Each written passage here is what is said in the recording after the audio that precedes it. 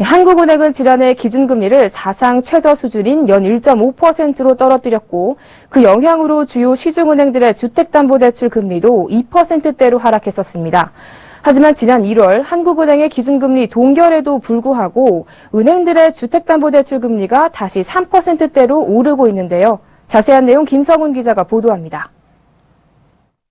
오늘 전국은행연합회에 따르면 지난해 12월 취급액 기준으로 16개 은행 가운데 14개 은행의 만기 10년 이상 분할 상환식 주택담보대출 평균 금리가 연 3%대로 올라섰습니다.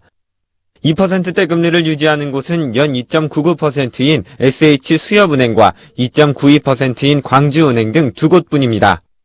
한국은행이 지난해 6월 기준금리를 1.5%로 내린 뒤 두 달째인 8월부터 시중은행 대부분의 주택담보대출 금리는 2%대로 떨어졌었습니다. 이후 지난 1월에도 금리가 동결됐지만 주택담보대출 금리는 반년이 채 안 돼 3%대로 복귀한 겁니다. 지난해 12월 주택담보대출 잔액 규모가 50조 원을 넘는 거대 시중은행들의 금리는 전부 3.2%를 넘었습니다. 담보대출 규모가 가장 큰 KB국민은행은 3.24%, 2위인 우리은행은 3.26%로 나타났습니다.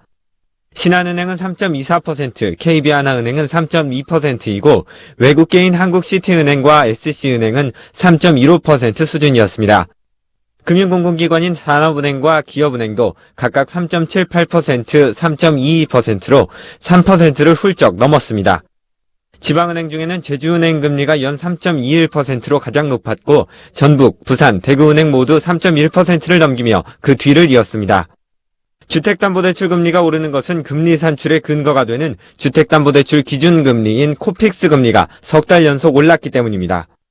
은행의 주택담보대출 금리는 코픽스 금리에 연동해서 움직이게 되는데요. 코픽스 금리가 최근에 조금 상승한 부분이 있습니다. 그 부분이 반영돼서 주택담보대출 금리가 그만큼 인상된 것으로 볼 수 있습니다.